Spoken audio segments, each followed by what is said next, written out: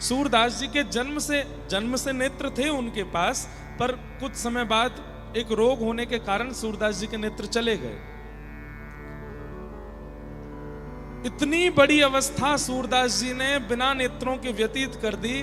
ठाकुर जी जब कृपा करके आए और ठाकुर जी ने जब नेत्र प्रदान कर दिए सूरदास जी को, तो सूरदास जी अपने नेत्रों से पहली बार, एक होश संभालने के बाद में पहली बार जब सूरदास जी ने नेत्र खोले, त्रिभंग ललित श्याम सुंदर सामने खड़े हैं, उनके रोम रोम का दर्शन करते हैं। घूम घूम के सूरदास जी ठाकुर जी को देखते हैं, चरण कैसे हैं, घुटने कैसे हैं, कमर कैसी है, वक्ष कैसा है, मुख कैसा है, कान कैसे हैं, केश कैसे हैं, एक एक रोम का दर्शन करने के बाद सूरदास जी चरणों में प्रणाम करते हैं। अब मुझे एक वरदान दे दीजिए। बोले क्या?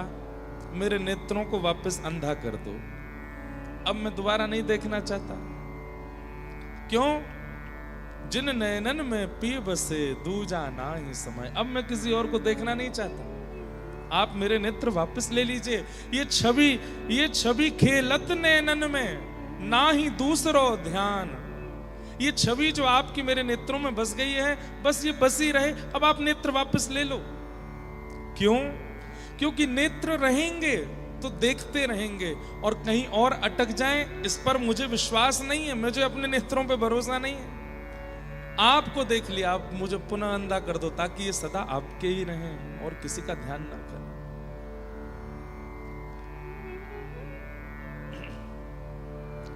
कभी कभी ठाकुर जी से मिलन मत मांगा कीजिए, मिलो मत तो मैं आपकी याद में रोऊं नाथ, मैं आपका विरह मुझे हो, ऐसी कृपा करो।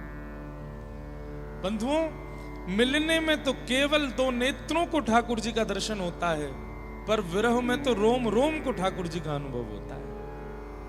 एक एक रोम पुकारता है श्री कृष्ण कैसे। इसलिए विरह बहुत आवश्यक है। आज विरह की बेला है, लेकिन हम आप सब लोग आज विरह का दिन है, हम आप सब लोग उत्सव ही मनाएंगे। आज भी गरबा उत्सव कर लेंगे, लेकिन उस गरबा के विश्राम के बाद बस स्मृतियां ले जाइएगा 7 दिन की अपने साथ, और इन स्मृतियों में ही रहिएगा। ये स्मृतियां ही आपकी भक्ति की पुष्टि करेंगी। और एक बात और बता दें, जब कभी भी चित्त में कोई दोष भाव प्रकट हो रहा हो, जब कभी भी चित्त में कोई दुर्भाव प्रकट हो रहा हो, उसी समय नेत्र बंद करके कथा में क्या क्या हुआ था सब याद कर लीजिएगा। ये स्मृतियां आपके चित्त को शुद्ध कर देंगी, पवित्र कर देंगी, भावों को, दुर्भावों को नष्ट कर देंगी। स्मृति में बहुत शक्ति है। और नहीं रहा जाए, नहीं रह पाओ चंडीगढ़ में, इतने ही व्याकुल हो जाओ तो फिर आ जाना गोवर्धन।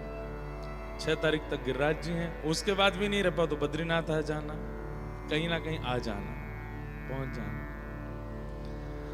तो आज विश्राम दिवस है कथा का, कई सारे भाव आए हैं।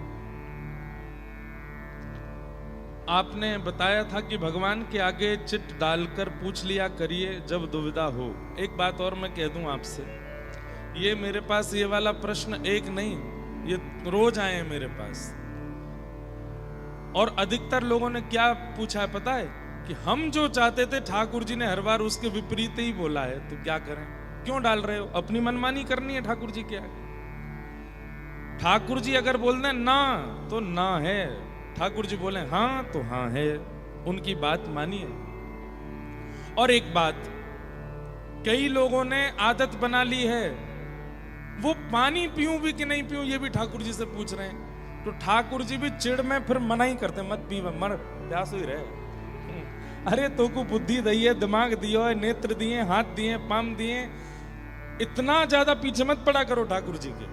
अब आप हर बात उनसे पूछने के लिए जाओगे, अब छोटा बच्चा होता है वो हर बात अपनी माँ से पूछता है, मैं खाना खा लूँ माँ, मैं वहाँ बैठ जाऊँ माँ, तो माँ उसको सिखाती है भाई थोड़ा डिपेंडेंट बन, सेल्फ डिपेंड भी कर, कुछ कुछ अपने आप भी कर लिया कर। अब तुझे वॉशरूम भी जाना है तो मुझसे ही पूछेगा, जाना है तो जाओ।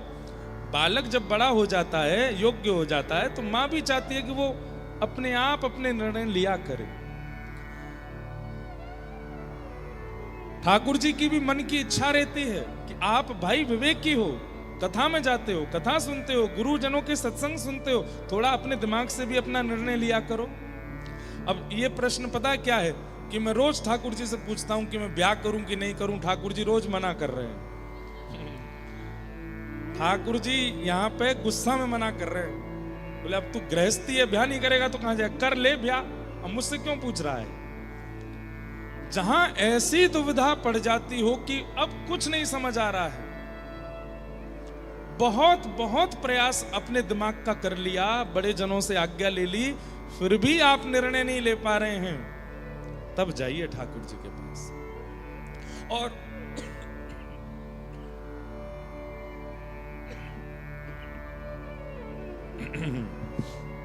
ये गले की हालत भी आप लोगों को गरबा सुनाने के लिए हो गई है हमारी।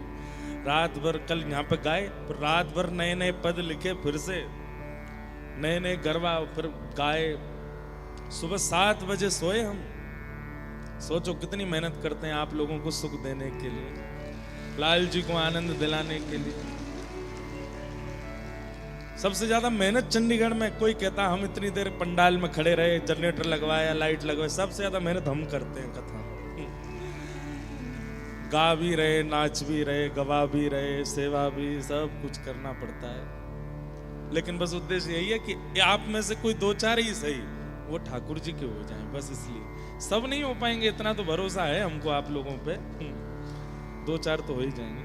तो क्या निवेदन कर रहा था कि भाई ये हाथ पैर क्यों दिए ठाकुर जी ने, ये नेत्र क्यों दिए, नासिका क्यों दी, जिह्वा क्यों दी, कान क्यों दिए, बुद्धि क्यों दी, और इन सब के बाद भी ठाकुर जी आपको सत्संग दिला रहे हैं, कथाएं सुनने का अवसर दे रहे हैं, महाराज जी की वीडियोस आप देख रहे हो, कथाएं आप सुन रहे हो, इतना विवेक आपको ठाकुर जी जगह जगह से पहुंचा रहे हैं, क्यों? ताकि आप सेल्फ डिपेंडेंट भी बनो, पूर्ण रूपेण ठाकुर जी पे आसर तू मत हो जाओ कि मैं ये करूं कि नहीं करूं, ये करूं कि ये, तो ठाकुर जी भी चिढ़ जाते हैं, बोले ला दाल पर चीज पर मना ही करूंगा मैं। अब बता, तो ये जो आपकी शादी के लिए रोज मना कर रहे हैं ठाकुर जी, भाई ये तो स्वाभाविक बात है, आप एक गृहस्थ आश्रम में रहते हो तो ब्याह तो आपको करना पड़ेगा, और वो ठाकुर जी से क्यों पूछ रहे हो? हाँ, किससे करूं किससे ना करूं ये पूछ लेना, 2-4 ऑप्शन आ जाएं तो वो ठाकुर जी से आज्ञा ले लेना, उसमें भी पहले खुद तहकीकात कर लेना, जिनसे ब्याह होने वाला है वो भक्त हैं कि नहीं, वैष्णव है कि नहीं, कथा वथा सुनने में दिक्कत तो नहीं करेंगे, वृंदावन जाने में कोई प्रॉब्लम तो नहीं, उनमें 2-3 अगर मिल जाएं कि हाँ ये भी कथा सुनते हैं, ये भी सत्संग सुनते हैं, हम तो कहेंगे कि अपने होने वाले जो जिनसे ब्याह होने वाला उनसे बोलना, मैं एक लाइन गाऊंगा, आगे वाली तुम सुना दोगे तो ब्याह पक्का। कौन सा? जो कान्हा मेरो नाम न जाने, जो कान्हा मेरो नाम न जाने, जो कान्हा मेरो नाम न जाने, जो कान्हा मेरो नाम न जाने। और इसके बाद कहना सुनाओ, अगर सुनाया तो बरमाला संगी लाया हूं, अभी पहना दूंगा। अगर नहीं बता पावे तो कहना सॉरी, हम ब्याह नहीं कर सकते।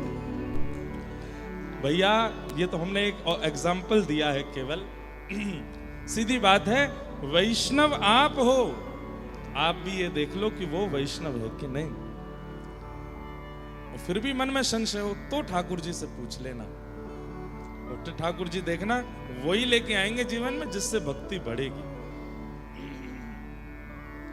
इसलिए हर बात के लिए ठाकुर जी के पास मत जाया करो।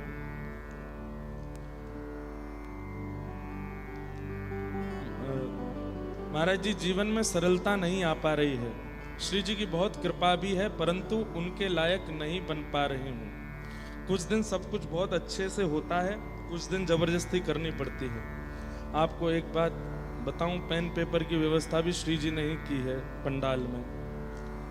मुझसे आगे बैठी हुई आंटी ने पर्स में पर्स से दे दिया। अच्छा देखो एक बात हमारी सुनिएगा,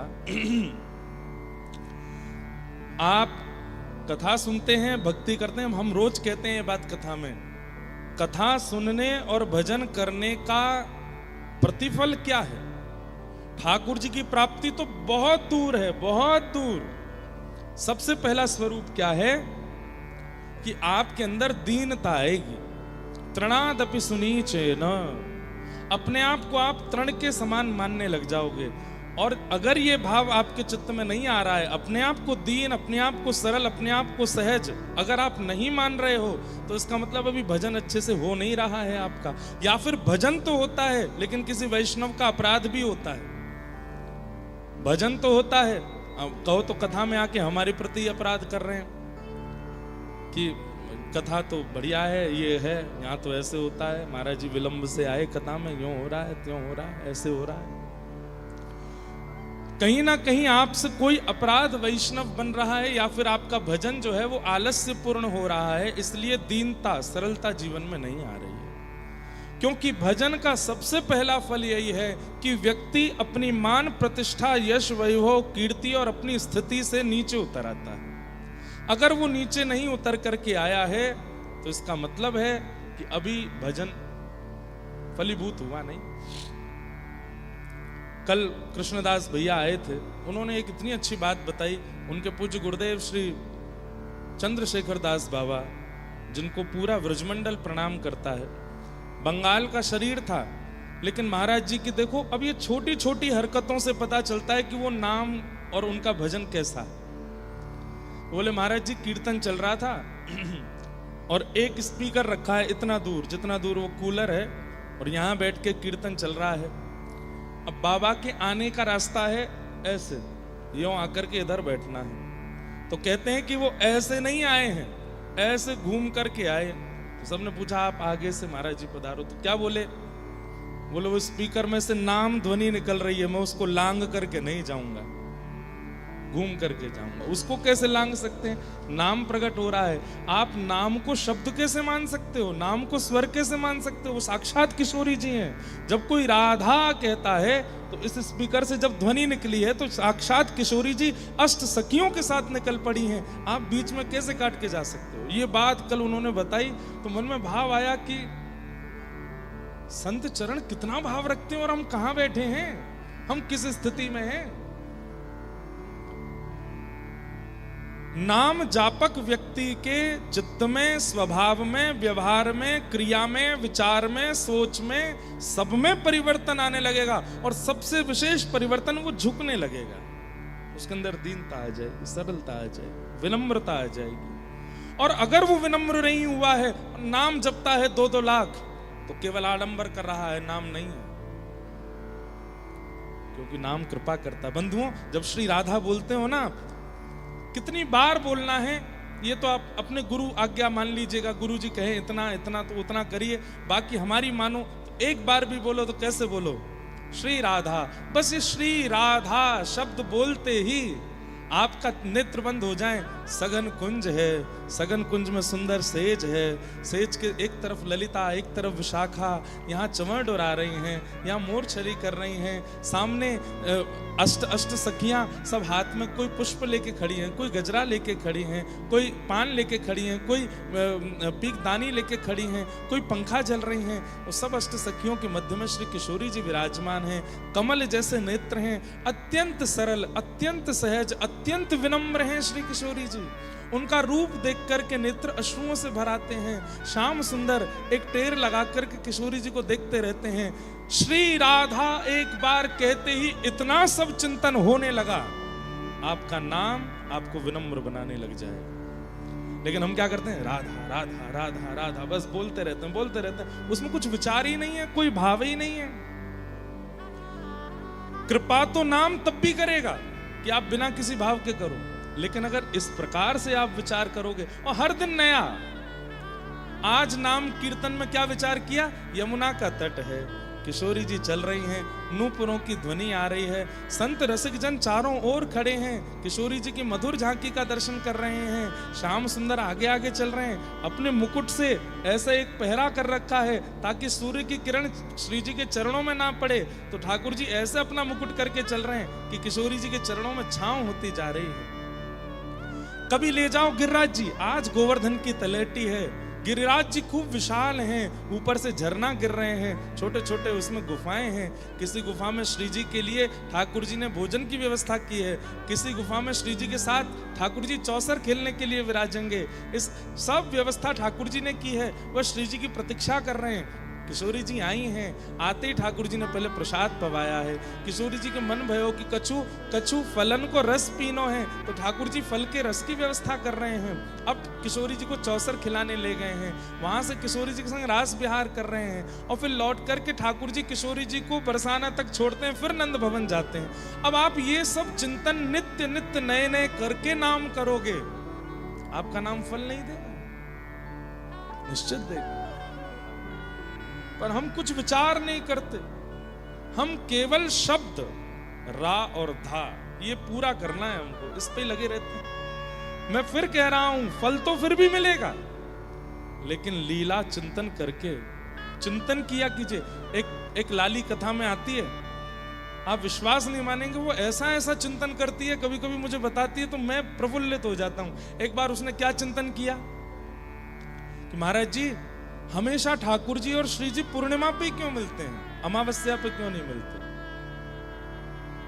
मैंने की लाली अमावस्या पे लाला दिखते ना होंगे, कारे कारे, उस समय लाइट तो होती नहीं है, और अमावस्या पे चंद्रमा है नहीं, और ठाकुर जी दिखते नहीं होंगे, इसलिए अमावस्या पर कोई ऐसी क्रिया। तो बोली तो फिर अमावस्या को नींद कैसे आती होगी, कितना विरह होता होगा श्री जी को कि आज तो ठाकुर जी मिले नहीं।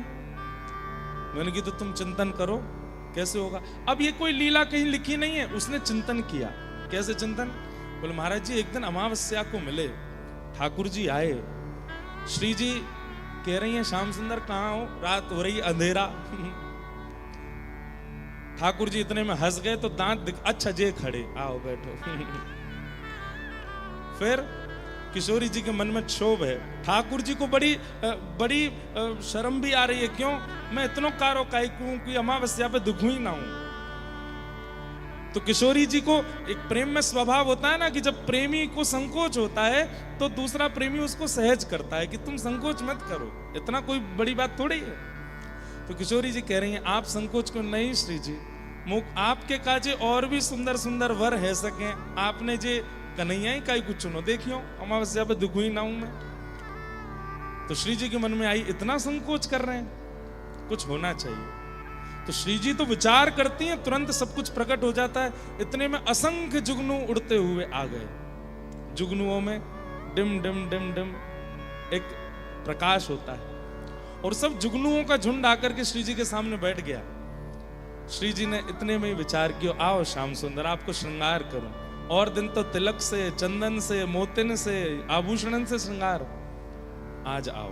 अब एक एक जुगनू को उठाती हैं, और किशोरी जी ठाकुर जी के एक जुगनू यहाँ मुकुट के ऊपर, एक जुगनू यहाँ मणि के पास, एक जुगनू कान के पास, एक जुगनू माथे पर, एक जुगनू यहाँ मकराकृत कुंडल पर, एक जुगनुओं के कुछ मालाएं यहाँ पर, और कुछ बाजूबंद पर, कुछ हाथ पर, कुछ कमर पर, कुछ चरणों पर।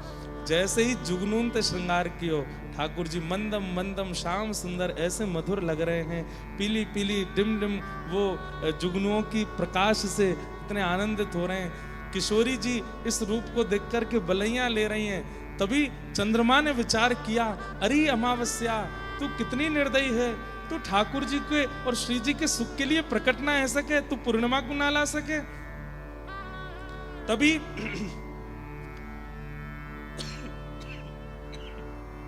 चिंतन देखिए, अमावस्या तो नहीं बदल सकती। तभी क्या हुआ, किशोरी जी ने ठाकुर जी की भुजा अपने कंधा पर रखी, अपने भुजा ठाकुर जी कंधा पे, ठाकुर जी चमक रहे हैं, किशोरी जी प्रेम भर करके देखती हैं, तो किशोरी जी का जो तेज है वो और ठाकुर जी को प्रकाशित करने लगता है। दोनों युगल का प्रकाश सामने बह रही यमुना जी पर पड़ता है, और जैसे ही कोई लाइट शीशा पर डालो तो रिफ्लेक्ट होकर के ऊपर जाती है। तो श्री जी और ठाकुर जी का प्रकाश जैसे ही जमुना जी पर पड़ा, जमुना जी ने उसी प्रकाश को रिफ्लेक्ट कर दिया आकाश की ओर, और जहां चंद्रमा अमावस्या का था वहीं पूर्णिमा हो गई, और पूर्णिमा में पुनः ठाकुर जी का रास विहार हो गया। हम करते हैं ऐसे चिंतन, ऐसे चिंतन करने पर नाम कृपा करता है। इसलिए नाम कोरा मत जपिए। मैं फिर कह रहा हूं तीसरी बार, कृपा तो फिर भी हो जाएगी, पर कुछ चिंतन करके करो। ये कथाएं क्यों सुनते हो आप, ये लीलाएं क्यों सुनते हो आप? ताकि आपका भी अपना चिंतन बने, आप भी कुछ विचार कर सको। ये लीला कैसे हुई होगी, यहां कैसे हुआ होगा, ये क्रिया कैसे हुई होगी, विचार करो।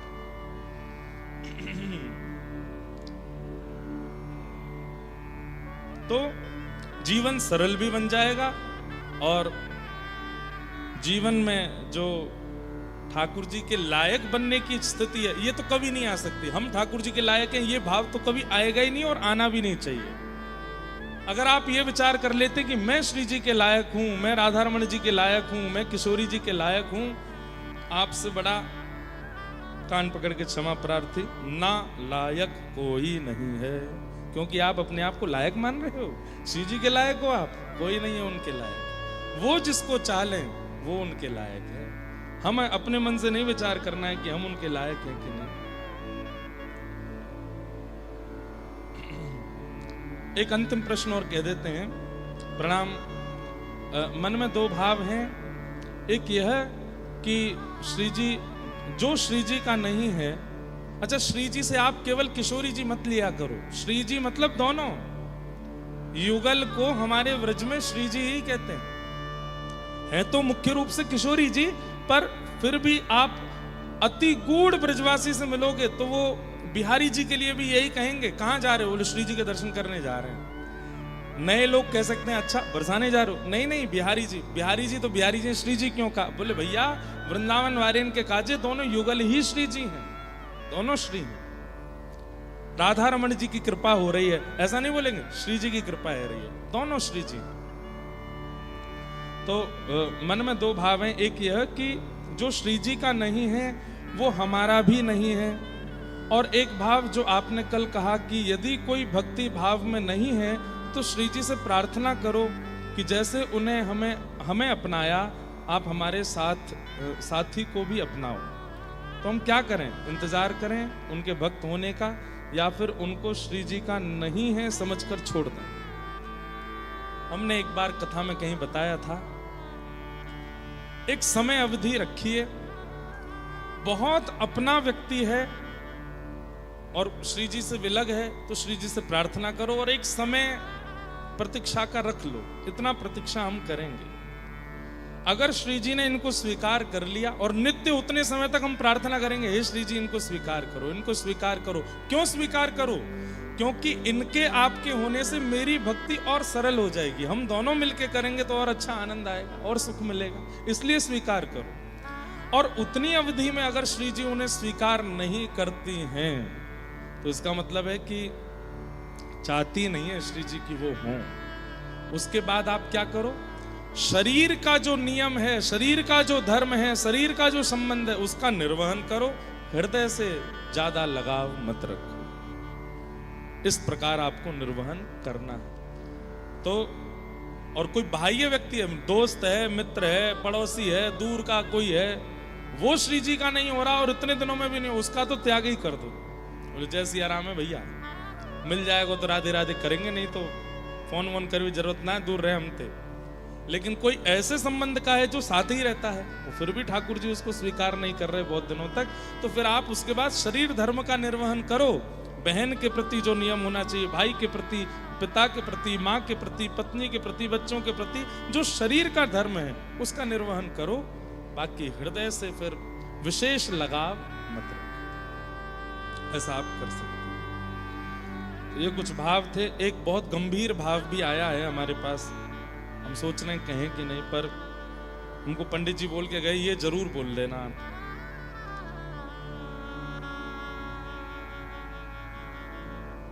कोई बहन का शायद प्रश्न है कि उनके जो पतिदेव हैं वो 5 महीने पहले ही भगवत नाम प्रस्थान कर गए और उनका भी श्री जी से बहुत प्रेम था। अब घर के लोग तो कहते हैं कि आप आगे बढ़ो, लेकिन मन वहीं रुक गया है, विचार नहीं कर पा रहे, रहा नहीं जाता, कैसे रहें, 7 वर्ष साथ में थे, उसके बाद अभी 5 महीने पहले उनका भगवत धाम गमन हो गया। अब क्या करें? ऐसी स्थिति में एक विचार, देखो आध्यात्मिक भाषा कई बार ना बड़ी कड़वी होती है। सेम यही प्रश्न मीराबाई से एक ने किया था। आज ही मैं अभी जब आ रहा था, गाड़ी में ही पढ़ता हुआ आ रहा था कि भक्तिमती मीराबाई जब द्वारिका में विराजमान हुई, अभी हम कथा सुनेंगे, तब एक व्यक्ति का बिल्कुल 11-12 वर्ष का बालक खत्म हो गया। और वो व्यक्ति इतना ज्यादा परेशान, इतने भार में इस बात से कि मैं अपने बालक को बचा क्यों नहीं पाया। इसी भार के कारण उस व्यक्ति के मन में बार बार ये भावना आने लगी कि मैं विरक्ति ले लूं, मैं संन्यास ले लूं, मैं सब छोड़ दूं। आप सबको हमारी आवाज आ रही है ना? हाँ, तो ध्यान से सुनो सब लोग। अब वो व्यक्ति इतना परेशान रहने लगा, मैं क्या करूं क्या ना करूं। तो घूमता हुआ तीर्थों में जा रहा था, तब वो जब मीराबाई का नाम सुना तो द्वारिका में उनके पास गया और उनसे जाकर के भी उसने यही बात कही कि मेरा पुत्र चला गया और मैं तब से बहुत विचलित हूं, मैं क्या करूं। अब देखिए आध्यात्मिक भाषा कैसी है। हम किसी भी व्यक्ति के जाने पर, आप ये मत सोचिए ना कि मैं मंच पे बैठा हूं इसलिए ज्ञान दे रहा हूं। मेरे जीवन में भी कोई घटना, भगवान ना करे कभी घटेगी, मुझे भी पीड़ा होगी, मैं भी पीड़ित होऊंगा, मैं भी रोऊंगा, मुझे भी वो व्याकुलता होगी। लेकिन हाँ, इतना विश्वास कर सकते हैं कि ठाकुर जी की कथा कहते कहते कहते पीड़ा को पूरे जीवन पर हावी नहीं होने देंगे। पीड़ा होना, पीड़ा आना, किसी व्यक्ति का विरह होना, ये स्वाभाविक बात है, पर उस पीड़ा से अपने पूरे जीवन को विध्वंस कर देना, अपने आगामी जीवन को भी नष्ट कर देना, बिल्कुल एकांत में बैठ करके और ना खाना पीना, बिल्कुल इस प्रकार की स्थिति में आ जाना, ये उचित बात नहीं। पीड़ा सबके जीवन में आती है, कहीं छोटी, कहीं बड़ी, कहीं ज्यादा, कहीं कम। लेकिन उस पीड़ा से कुछ दिन पीड़ित तो सब होते हैं, पर उस पीड़ा से पुनः अपने आप को उठा करके चल पड़ना ठाकुर जी को बहुत प्रसन्न करता है। हम लोग देखते हैं कि बच्चे हमारे स्कूल में कंपटीशन कर रहे थे, दौड़ की कंपटीशन हुई, बच्चा हमारा गिर गया, गिरते ही माताएं परेशान हो जाती, अरे गिर गया। लेकिन वो बालक वहीं बैठ करके रोने लग जाए अपना पैर पकड़ करके, तो भाई अब फिर सब कहेंगे अब क्या करें, वो उठा लाओ इसको। लेकिन वो बालक गिरने पर भी उठ करके फिर दौड़ने लग जाए तो सब लोग उसकी प्रशंसा ही नहीं, भले ही वो हार जाए फिर भी उसकी प्रशंसा, उसका स्मरण, उसकी याद सब करते हैं। ठीक वैसे ही हम सब जीवन रूपी दौड़ में दौड़ रहे हैं। जीवन में आने वाली रुकावटें, कहीं ठोकर आती है, कहीं कुछ आता है, कहीं कुछ आता है और हम गिर पड़ते हैं। और गिरने के बाद जब हम गिरे ही रहते हैं, ठाकुर जी फिर कुछ नहीं कहते, कहते हैं कोई बात नहीं, अब तो जो है सो है, दया आती है ठाकुर जी को। लेकिन जब गिरने के बाद हम पुनः उठ जाते हैं, रक्त निकल रहा है, चला नहीं जा रहा है, दौड़ा नहीं जा रहा, फिर भी परिश्रम करते हैं, फिर भी चलते हैं, ठाकुर जी भावुक नेत्रों से हमारा स्वागत करते हैं, हृदय से लगाते हैं। जीवन में जो भी परिस्थिति आई वो तुम्हारे प्रारब्ध के कारण आई है, लेकिन फिर भी तुम रुके नहीं, फिर भी तुम हारे नहीं, फिर भी तुम थमे नहीं, चल पड़े, निकल दिए, इसलिए मुझे अति प्रिय। जीवन में परिस्थिति कैसी भी आवे, परिस्थिति बहुत कठिन है जो आपने लिखी है, लेकिन इस परिस्थिति में आपको स्वीकार करना पड़ेगा कि अब जो हुआ वो हुआ।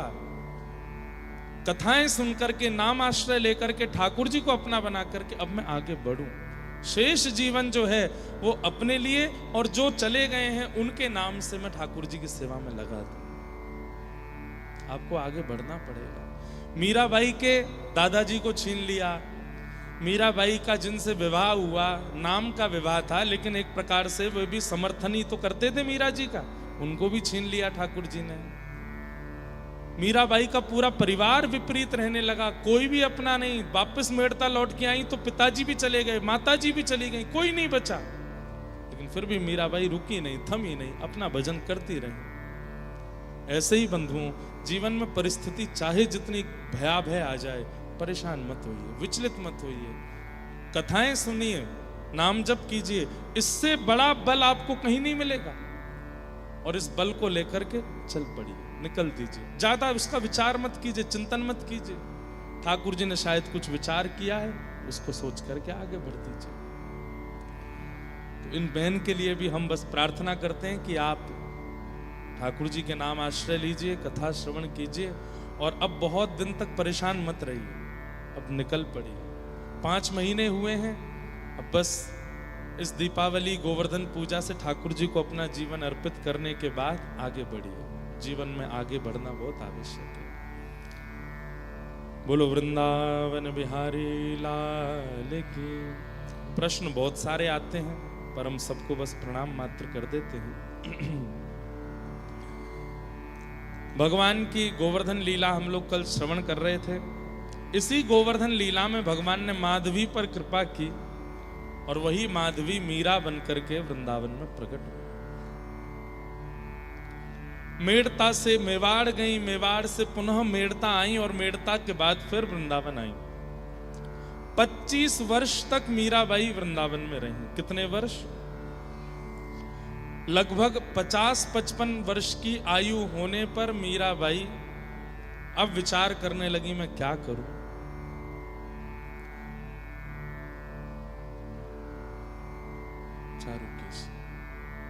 और मीराबाई को एक दिन स्वप्न आया। बहुत ध्यान से सुनिए सब लोग। और मीराबाई ने स्वप्न में क्या दर्शन किया कि देवकी मैया, वसुदेव जी, जिनको वो अपना सास ससुर मानती हैं, मानती नहीं है ही, कलिकाल में भगवान ने मीराबाई से ब्याह किया है।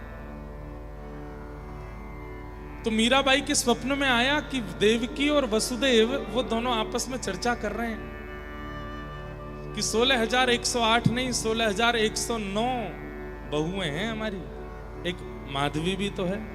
ये स्वप्न में देख रही है मीराबाई। तभी देवकी मैया कहती हैं, नहीं नहीं 108 ही हैं, 16,108 ही हैं। बोले क्यों? बोले एक तो ससुराल में ही नहीं आती ना, वो तो कहीं और रहती है। जो ससुराल में रहे उसी को तो हम बहू मानेंगे। ये बात स्वप्न में देखने के बाद मीराबाई उठ बैठी। ध्यान से सुनिएगा। और मन में विचार करने लगी कि ये संकेत है मुझे कि अब मुझे ससुराल की ओर जाना चाहिए। और मीराबाई ने मन बना लिया कि अब मैं वृंदावन से द्वारिका जाऊंगी। और बाईसा निकल पड़ी। वृंदावन की स्थिति उस समय बताते हैं, या तो ठाकुर जी के मथुरा गमन पर वृंदावन इतना रोया होगा, या 25 वर्ष बाद आज जब मीराबाई वृंदावन से जा रही हैं, पूरे वृंदावन के संत, वैष्णव, भक्त, व्रजवासी सब भावुक हो गए। कईयों ने आकर के प्रार्थना की। अच्छा, मीराबाई ने किसी को स्वप्न नहीं बताया, बस चल पड़ी। कईयों ने आकर के प्रार्थना की, हे भाई साहब, आप व्रज को कैसे छोड़ के जा सकती हैं, यहां तो आपके प्राण बसते हैं। भाई साहब कहती हैं, मेरे प्राण यहां बसते हैं, पर मेरे प्राणनाथ भी तो व्रज से गए हैं, उनके भी तो प्राण वृंदावन में बसते थे। और शायद यही संकेत था कि अति प्रिय वस्तु, अति प्रिय स्थान, अति प्रिय व्यक्ति, कभी कभी उससे थोड़ी दूरी करनी चाहिए ताकि उसके प्रति प्रेम और प्रगाढ़ हो सके। आपको क्या लगता है कि वृंदावन छोड़ने में मेरी हालत खराब नहीं होती? मुझे बहुत पीड़ा है, मैं शायद जीवित ही ना रह पाऊं। ये वो वृंदावन है जिस वृंदावन के मार्ग की ओर चलती हुई मैं मूर्छित हो जाती हूं। उस वृंदावन से दूर जाना मेरे लिए बहुत पीड़ादायी है। लेकिन मुझे कोई संकेत हुआ है जिसके कारण मुझे द्वारिका जाना पड़ेगा। और बार बार वृंदावन को प्रणाम करती हैं, रज को प्रणाम करती हैं, यमुना जी को प्रणाम करती हैं, गोपेश्वर महादेव को प्रणाम करती हैं। कहते हैं आज पशु पक्षी जीव जंतु यमुना जी सबका कलरव शांत है, क्योंकि मीराबाई जा रही है।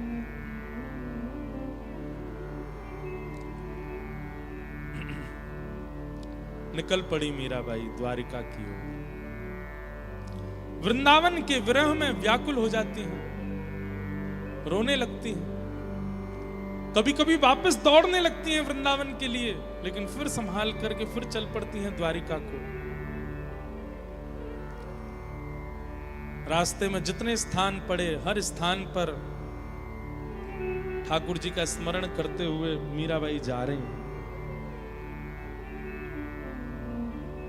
और रास्ते में जितने भी स्थान पड़ते हैं, संत जन आते हैं, मीराबाई के साथ बैठ के सत्संग करते हैं। सब कहते हैं कि आप वृंदावन छोड़ करके कैसे जा सकती हैं। बाई सा कहती हैं कि श्याम सुंदर द्वारिका गए हैं और वहीं लीला विश्राम किए हैं, इसका मतलब ठाकुर जी वहीं विराज रहे हैं, मुझे बुला रहे हैं, इसलिए मैं जा रहा हूं। बाई सा की एक बात सुनिएगा बंधु, अगर इन विपरीत अवस्थाओं से मैंने कृष्ण को छोड़ दिया होता तो मैं ये बात मान लेती कि वो भी मुझे नहीं चाहते हैं। इन लोगों के बहकावे में आकर के विपरीत अवस्थाओं से अगर मैंने उनका त्याग कर दिया होता तो मैं ये मान लेती कि शायद वो भी मेरा चयन नहीं कर रहे हैं। पर इतनी अव्यवस्था, इतनी विपरीतता, इतने बहकावे, इतने लोगों के कहने ताने आने सब सुन करने के बाद भी मेरे चित्त में उनके प्रति प्रेम नहीं घटता है, इसका मतलब वो भी मुझसे प्रेम करते हैं। मैं कैसे छोड़ सकती हूं उनको? मेरे साथ चाहे जो कुछ हुआ हो जीवन में, मेरे चित्त में कभी आया ही नहीं कि मैं उन्हें छोड़ दूं। अरे एक भक्त का स्वभाव होता है, वो अपने जीवन में घटने वाली घटनाओं को अपना प्रारब्ध मानता है। ठाकुर जी नहीं भेज रहे हैं उसके जीवन में कष्ट, बल्कि उन कष्टों से जूझने वाला जो बल है वो ठाकुर जी उसको दे रहे हैं। बाकी जो भी उसके जीवन में आ रहा है वो उसका प्रारब्ध है। बाईसा कहती है मेरे साथ जो हुआ सब मेरा प्रारब्ध है, ठाकुर जी इसमें दोषी नहीं है, बल्कि उन्होंने तो मुझे बल दिया लड़ने का, जूझने का और हर स्थिति से आगे निकलने का। मैं उनको कैसे छोड़ सकती हूं? और मीराबाई का आगमन द्वारिका में हुआ। जैसे ही द्वारिका पहुंची है महाराज, सबको तो नर नारी दिख रहे हैं, पर बाईसा को अरे घूंघट कर लेती हैं। सक में सखियां खड़ी, आप घूंघट क्यों कर? बलभद्र जी जा रहे हैं सामने से, बलराम जी जेठ जी हैं हमारे, जेठ जी जा रहे हैं।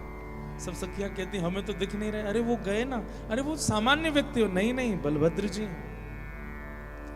थोड़ी दूर गई तो वहां कोई ऐसे ही सामान्य बैठा था, प्रणाम करने लगी। सबने पूछा कौन है? वसुदेव जी हैं, ससुर जी हैं, प्रणाम कर, आशीर्वाद दे रहे हैं। बोलने लगती हैं आप आशीर्वाद नहीं देंगे, मैं इतने वर्ष बाद आपकी बहू आई हूं। सुनने वाले भी चौंक जाते हैं, ये कैसी बात करती है।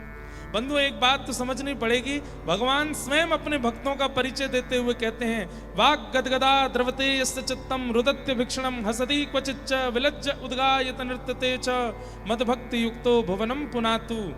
अपने भक्त का परिचय देते हुए ठाकुर जी कहते हैं मेरा भक्त कौन है? बोले वाक् गदगदा द्रवते यस्य चित्तम, जिसकी वाणी कभी गदगद हो जाती हो, जिसका हृदय कभी द्रवित हो जाता हो, जिसके नेत्रों से कभी भी आंसू आ जाते हो, जो कभी भी मेरे कीर्तन का स्मरण करके नृत्य करे, कभी भी हंसने लगे, कभी भी रोने लगे, जड़ चेतन किसी से भी बात करने लगे, मदभक्ति युक्त, वो मेरा भक्त है। संसारी भाषा में उसको पागल कहते हैं जो इस प्रकार की हरकत करता है, परंतु ठाकुर जी कहते हैं वो मेरा भक्त है। क्योंकि मेरे भक्त की स्थिति ऐसी हो जाती है, वो जड़ चेतन किसी को अन्य नहीं मानता, एक ही मानता।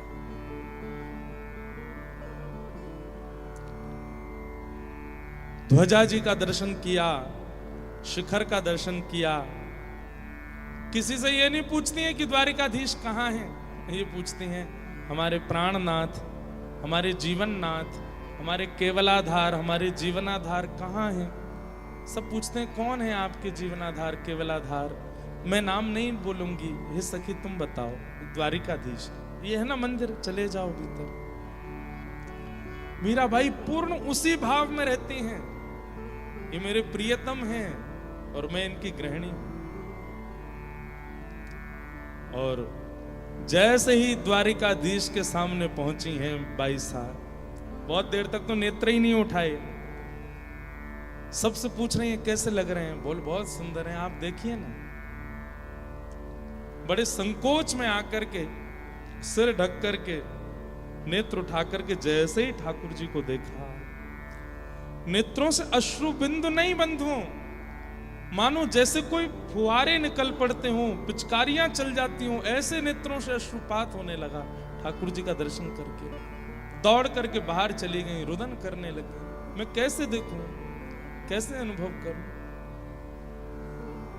सखियां बहुत समझाने लगी, लेकिन वो सामान्य बातों से समझती नहीं थी। तब उनको लीला की बात ही कहनी पड़ती थी। आप रोएंगी तो उनको कितना कष्ट होगा, आप उनकी गृहिणी है ना, आप रुदन करेंगी तो कितनी पीड़ा में आ जाएंगे। ये सुनकर के बाई सा समझ जाती, हाँ नहीं उनको पीड़ा नहीं देनी, उनको तो सुख देने आई हूं, चलिए ना दर्शन करो। बाई साहब पुनः जाती हैं, ठाकुर जी का दर्शन करती हैं।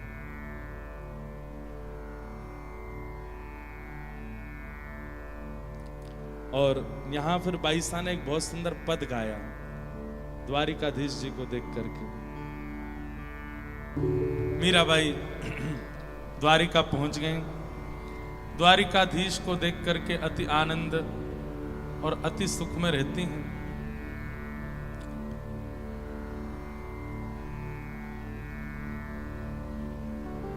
द्वारिका में बाई साहब लीला कर रही हैं।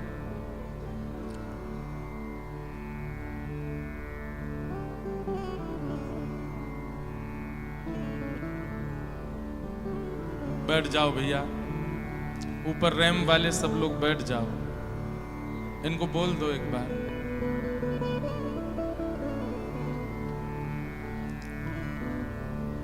बाई साहब द्वारिका पहुंची। द्वारिका में जाकर के नित्य बाई साहब इसी भाव में रहती हैं कि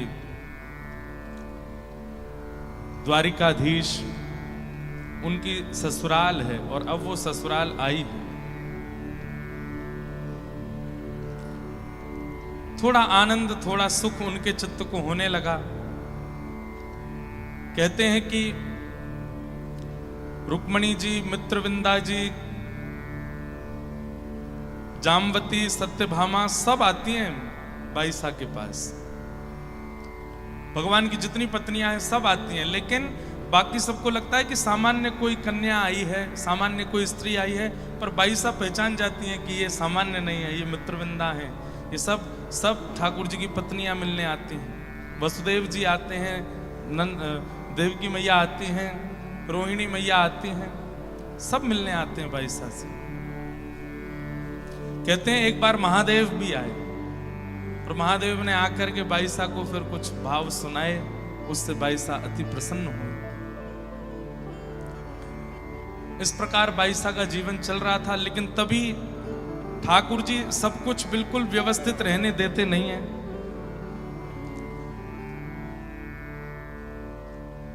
जब से मीराबाई ने मेवाड़ का त्याग किया, मेवाड़ में भुखमरी होने लगी। वैष्णव अपराध केवल मानवों को नहीं लगता है, ध्यान से सुनिए सब लोग, इधर देखिए।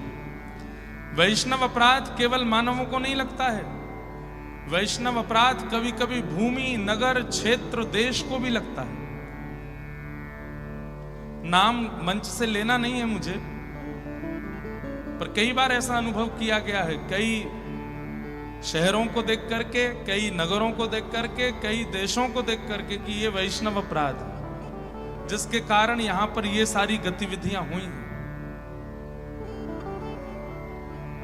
ऐसा ही वैष्णव अपराध लगा है मेवाड़ को, जिस मेवाड़ का नाम सुनकर के राजघराना एवं बड़े बड़े योद्धा भी कांप उठते थे मेवाड़ का नाम सुनकर के।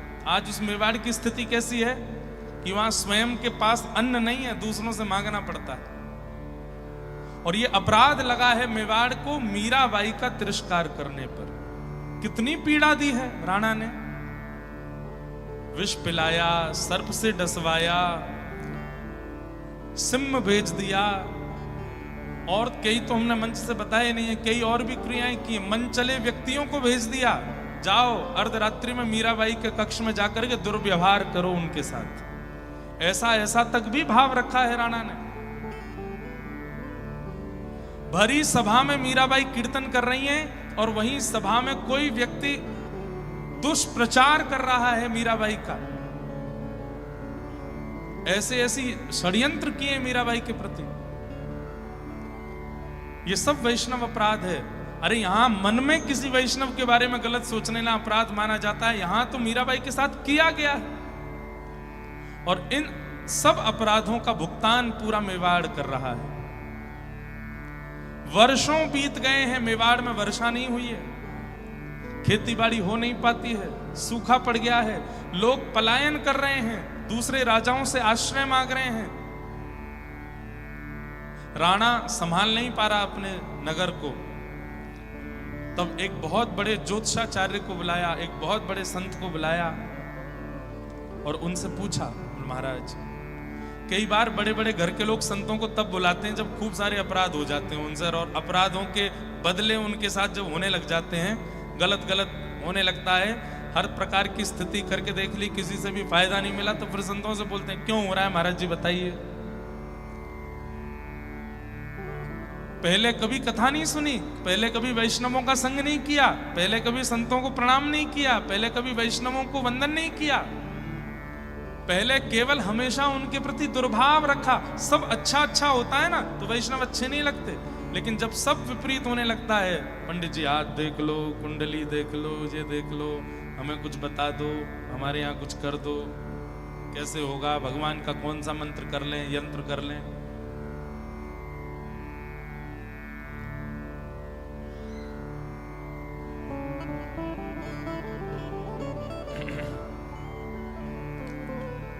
संपूर्ण मेवाड़ में भुखमरी हो गई और संत ने आकर के बताया, बोले कि इस पूरे मेवाड़ को एक वैष्णव का अपराध लगा है। राणा बोला कौन वैष्णव? बोले मीराबाई। मीराबाई का नाम सुनते ही आंखें लाल पड़ गई। अरे वो तो ऐसी थी, वो तो ऐसी थी, हमारे भैया मर गए, उसके आने के बाद हमारे पिताजी का देहांत तो हो गया, हमारे कुल का ऐसा हो गया वैसा हो गया, अच्छा है वो तो चली गई। संत बोले और मत बोलो, अभी तो केवल भुखमरी हुई है, इससे ज्यादा अपराध करोगे उनका तो धरती फट जाएगी, सब समा जाएंगे इसमें, मेवाड़ का नामो निशान खत्म हो जाएगा। जानते नहीं हो तुम किसका अपराध कर रहे हो। तब राणा को जब इतने संतों ने और भक्तों ने समझाया, तब जाकर के उसके मन में थोड़ी बात आई। बोले अब कैसे दूर होगा ये अपराध? बोले अगर मीराबाई मेवाड़ को क्षमा करेंगी और यहां आकर के फिर से रहने लग जाएंगी तो ये संभव है।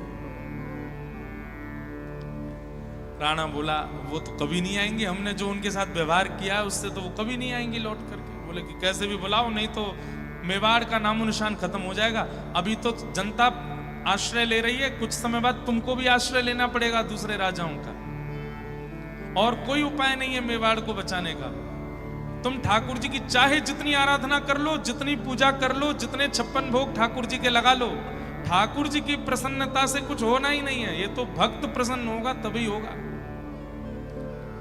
क्योंकि एक भक्त का अपमान करने के बाद ठाकुर जी को चाहे जो जितना भी मना ले, ठाकुर जी मानते थोड़ी, फिर रीझते थोड़ी। राणा ने कुछ मेवाड़ के लोगों को बोला कहां है मीरा, ढूंढो। और कुछ दिन में पता चला कि वो द्वारिका में रहती। मेवाड़ के लोग द्वारिका पहुंच गए, द्वारिका में जाके ढूंढने लगे कहां है मीराबाई। बाईसा का जब पता चला तो द्वार पर जाकर के बैठ गए। बाईसा 2-2, 3-3 दिन तक निकलती नहीं थी कक्ष से बाहर। 3 दिन बाद निकल कर के आई तो देखा भूखे प्यासे व्याकुल स्थिति में मेवाड़ के लोग बैठे। बाईसा बोली आप सब?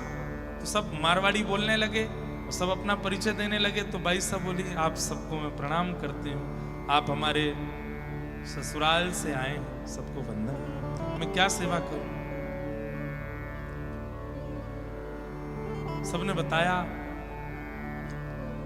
कि मेवाड़ की स्थिति ठीक नहीं, भुखमरी हो गई है, अनाज नहीं होता है, वर्षा नहीं हुई है। जब से आप छोड़ के गई हैं मेवाड़ तब से वर्षा नहीं हो रही है, और पूरे मेवाड़ का अनाज खत्म हो चुका है। लोग पलायन कर रहे हैं, दूसरों का आश्रय लेना पड़ रहा है, हमारे बच्चे भूखे मर रहे हैं। तो मीराबाई बोली ये तो बहुत कष्ट की बात है, मैं प्रार्थना करूंगी ठाकुर जी से कि सब मंगल में हो। बोले आपकी प्रार्थना से कुछ नहीं होगा, तो आपको अपने चरण मेवाड़ में पधराने पड़े। इसका उत्तर नहीं दिया मीराबाई ने, चली गई वहां से। अब बहुत आगे निकल चुकी हूं मैं, आप कहां मुझे वापस मेवाड़ ले जाने के लिए आए? मेवाड़ के लोग घूमते रहे, जगह जगह मीराबाई को रोकते। मीराबाई हाथ जोड़ के कहती, मैं आपसे प्रार्थना करती हूँ, आप कहेंगे तो मैं कहीं ना कहीं से कुछ व्यवस्था करवा दूंगी, ठाकुर जी से नित्य प्रार्थना करूंगी, पर मैं वापस वहां जाने के लिए नहीं आई हूं द्वारिका। मैं अपने जीवन में बहुत आगे निकल चुकी हूं, अब आप वापस मुझे मेवाड़ ले जाने की बात मत कहिए। आपको हमारे छोटे बच्चों पर तरस नहीं आता? आपको उनके आंसू नहीं दिखते? आपको ये नहीं लगता कि आपका ससुराल है, इतना कर्तव्य तो आपको करना चाहिए? भाई साहब ने तो कुछ नहीं कहा, लेकिन साथ में जो सखियां थी उन्होंने बहुत सुनाया। बोले, अच्छा तुम लोगों में से कितने आए थे मीराबाई के ऊपर जब कष्ट होता था? आज तुम उनको गिना रहे हो कि उनको तरस नहीं आता या उनको पीड़ा नहीं आती।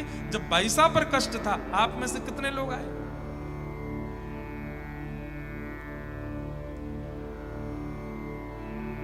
कुछ दिन पहले बापू की कथा सुन रहा था, तो बापू अपनी कथा में कह रहे थे, एक शायरी जैसी सुनाई, मुझे शायरी आती तो नहीं है ना याद होती है।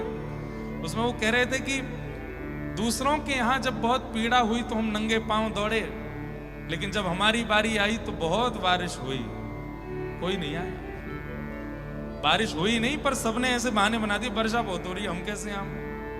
संसार ऐसा ही है। आप दौड़ दौड़ करके, भाग भाग करके, हमारे विपराग जी कहते हैं, सब कुछ ही मिटा देंगे, सारे होश गवा देंगे, कुछ हो गया तो दुनिया जला देंगे। पर सबके लिए दुनिया जलानी नहीं है, क्योंकि दुनिया बड़ी बेकार है। यहां आप किसी के लिए कुछ भी कर मिटिए, जब आपके ऊपर बात आएगी ना, सबके बहाने आ जाएंगे, हम नहीं कर सकते। बाईसा अकेली रहती थी, और उस अकेलेपन में राणा ने और उनकी बहन ने क्या नहीं किया उनके साथ। कितनी बातें तो हम मंच से नहीं बता पाते, क्योंकि क्या पता बताते समय आप उसको किस प्रकार ले लेंगे। हर वो पाप किया जो एक मानव विचार भी नहीं कर सकता, लेकिन कोई नहीं था मेवाड़ में मीराबाई के सामने खड़े होने वाला, साथ में खड़े होने वाला। केवल गिरधर लाल जी को बचती रही, और आज वही मेवाड़ के लोग सामने आकर के भीख मांग रहे हैं कि आप वापस चलिए, हमारे नगर को आपकी बहुत जरूरत है। बाईसा कृपा नहीं करना चाहती, इसलिए ही जा रही। बाईसा कह रही है, मैं अपने जीवन के उद्देश्य में बहुत आगे निकल चुकी हूं, अब मैं वापस मेवाड़ नहीं जाऊंगी, मैं अपने जीवन के उद्देश्य पर चल पड़ी हूं। कठिनाई तो हुई बाईसा को, क्या करूं? रात में भजन नहीं हो पाता, रोती रहती है कि वहां बच्चे भूखे रह रहे हैं। कभी कभी अपनी सखियों से कहने लगती हैं, चली जाऊं क्या मेवाड़? अब तो उनकी सखियों ने प्रण ले लिया, अगर आपने ये बात दोबारा कही भी तो हम प्राण त्याग देंगे। कैसे सोच सकती हो आप? उस मेवाड़ में क्यों जाना है जहां ये सब किया गया? अब मेवाड़ के लोग तो रोते बिलखते 4-5 दिन बाद वापस चले गए। राणा से जाकर के कहा कि बाईसा नहीं है। राणा बस ये सोच रहा है, मेरा नगर कैसे बचेगा, मेरा राज्य कैसे बचेगा, ये सब लोग कैसे बचेंगे। तब उसने ब्राह्मणों को भेजा कि वो ब्राह्मणों की, संतों की और वैष्णवों की बड़ी उपासना करती हैं, आप लोग जाइए और आप लोग जाकर के मीराबाई को लेकर के आओ। मीराबाई आज जैसे ही निकली हैं भवन से, तो ब्राह्मणों को, तिलकधारियों को, शिखा वालों को जहां भी देखती है मीराबाई दंडवत प्रणाम करती हैं। सब ब्राह्मणों को प्रणाम करने लगे। असंख्य ब्राह्मण बैठे थे, सबने मारवाड़ी में कुछ कहा तो बाईसा के कान खड़े हुए, आप सब? हम भी मेवाड़ से आए। मेवाड़ का नाम सुनते अब तो वो सोच रही है, मैं क्या करूं? सखिया कह रही चलो यहां से। नहीं, ऐसे नहीं, ब्राह्मणों का अपमान नहीं करना, मैं क्या सेवा करूं? ब्राह्मणों ने कहा, बाईसा, हम जानते हैं कि राणा ने और पूरे परिवार ने आपके साथ उचित व्यवहार नहीं किया। बाईसा बोली, मुझे उसका बिल्कुल कष्ट नहीं है, आप बिल्कुल विचार मत कीजिए। सब लोग इधर देखिए, बहुत ध्यान से सुनिए। ये मीराबाई के अब जीवन काल का अंतिम क्षण चल रहा है। ठाकुर जी कितनी, कभी कभी गुस्सा तो आता है लाल जी पे कि कितना खेलते हो आप।